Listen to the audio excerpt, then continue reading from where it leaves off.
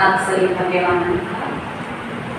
आज हम आपको दो महत्वपूर्ण बातें बताना चाहते हैं। समय थोड़ा सा है तो कुछ मिनट में अपनी बात बोल करेंगे। पहली महत्वपूर्ण बात, वर्तमान में सबसे ज्यादा देखने में आता है कि जैन कुल मनुष्य पर्याय प्राप्त होने के बाद भी श्रावक आहार दान से वंचित रह जाता है।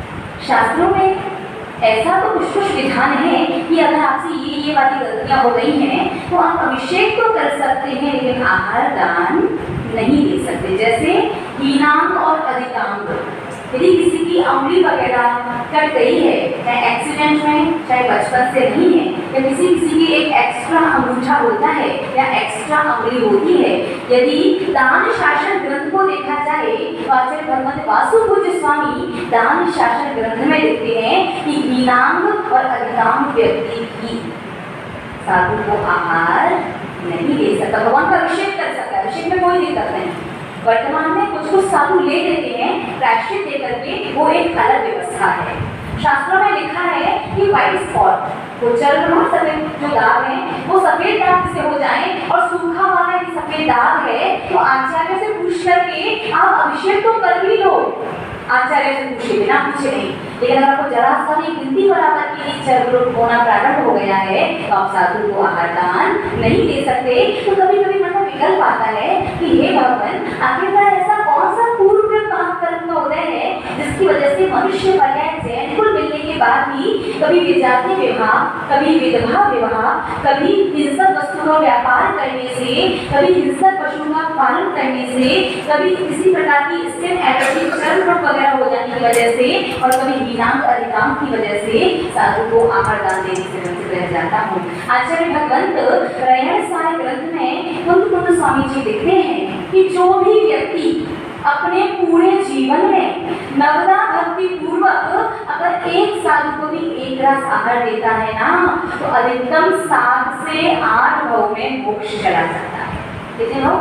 7 से 8। और देखा जाए कलकत्ता में कितना आहार दान देते हैं, एक तो छोड़ो पता नहीं कितने साल की नवदा भक्ति, और एक अंजलि छोड़ो ना जाने कितना अंजलि आहार दिया होगा, लेकिन फिर भी आपको ये कर मिलेगा क्या? मिलेगा या नहीं मिलेगा, इस बात पर बाद में फिर कभी डिस्कशन करेंगे। समय बहुत ज्यादा हो रहा है तो महानुभाव, इस वक्त में जो गलती हो गई, जो पाप कर्म का उदय आ गया, अगर आप आहार दे पा रहे हैं, सच में पंचम काल के बड़े सौभाग्यशाली श्रावक हैं, और यदि नहीं दे पा रहे हैं किसी ऐसी रीजन की वजह से जिसमें आगम में निषेध लिखा है कि ऐसा व्यक्ति आहार नहीं दे सकता, तो आपको आगामी भाव में पुनः शीघ्र मनुष्य कुल मिले, जैन कुल मिले, और मनुष्य पर्याय प्राप्त करके आप निरंतर साधुओं को आहार दे सकें। साक्षात तीर्थंकर जैसे पुण्यात्मा जीव को भी मुनि अवस्था में परिधान करके आहार दे सकें। इसके लिए आपको एक काम अवश्य करना चाहिए। अगर आप कहें तो बता दें, समय हो गया। आपने कभी ध्यान दिया हो तो दान 4 प्रकार, औषध शास्त्र अग्रय आहार, चारों प्रकार के दानों में सर्वश्रेष्ठ दान, यद्यपि सारे दान अपने आप में सर्वश्रेष्ठ हैं, फिर भी यदि आप एक ही दान दे सकते हैं तो आचार्य भगवान कहते हैं आहार दान देना चाहिए। क्यों देना चाहिए? क्योंकि आहार दान ही एकमात्र संसार में ऐसा दान है जो आप तीर्थंकर भगवान को भी मुनि अवस्था में देंगे। बाकी अन्य कोई दान तीर्थंकर जैसे पुण्यात्मा जी को आप लोग ग्रस्त अवस्था में, मुनि अवस्था में, अरिहंत अवस्था में नहीं दे सकते। महानुभाव आचार्य भगवंत पद्मनंदी स्वामी ने पद्मनंदी पंचविंशति का ग्रंथ में लिखा है श्रावक के सत आवश्यक के बारे में। देव पूजन गुरुवासी स्वाध्याय सहस्तपा दानम चेति गृहस्थानां षट कर्माणि कुर्वन्ति, अर्थात श्रावक का प्रथम कर्तव्य है देव पूजन।